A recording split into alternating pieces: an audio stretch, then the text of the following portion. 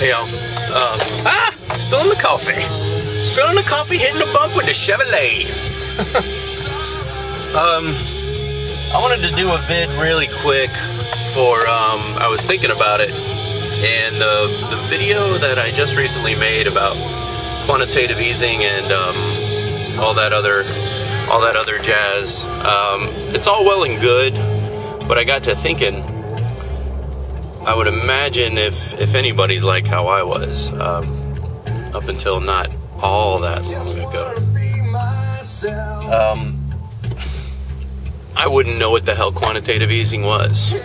And honestly, about 3 years ago, I didn't have a real clear understanding what the Federal Reserve was. I mean, I saw their little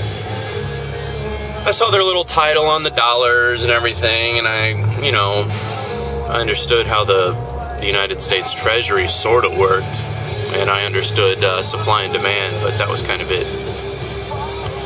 I wish I could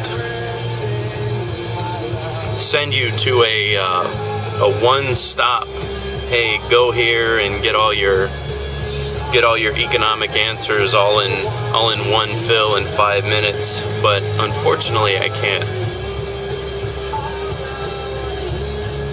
I really do wish I could. The way that I've had to learn it has been piecemeal.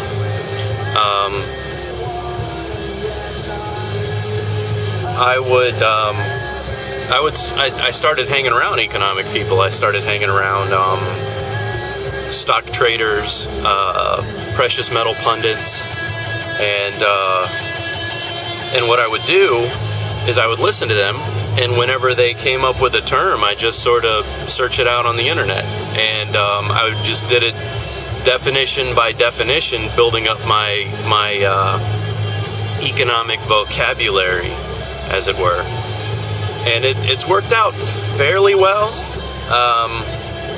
I think to a point it's given me kind of a unique perspective, in that, because when I would listen to the rhetoric of some of these folks, I didn't automatically comprehend it. So I wasn't like, I'm locked in. I'm locked in thinking like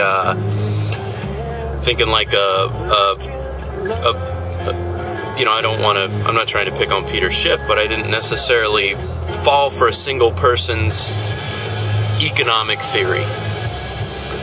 And, it's cool.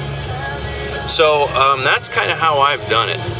And you can't be afraid to ask questions, and I still do, most definitely. And I think, if you're interested in looking into this stuff, which, I mean, it seems boring as hell at first, but it gets interesting pretty quick. And, preserving the value of your tasks is a pretty interesting subject, if you ask me. But,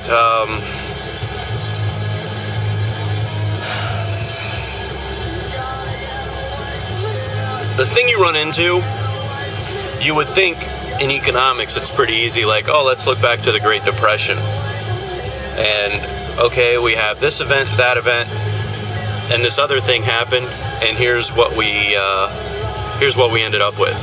It's not that cut and dry. In my studies, I've found the Keynesians blame the Austrians, and the Austrians blame the Keynesians, and that's a definition you need to look up too, where an Austrian says, hey, hands off, let the economics work themselves out for themselves, and the Keynesians say, okay, well, we need to regulate and stuff like that. But it's not so simple. So you got to kind of hash it out for yourself. And then, in the end, the only thing that really matters was unemployment was really high. People starved to death.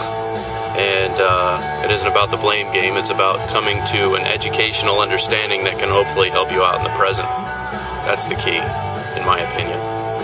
All right, but I'm gonna back it up a little bit and get basic with this stuff, and hopefully it doesn't bore the hell out of y'all too much.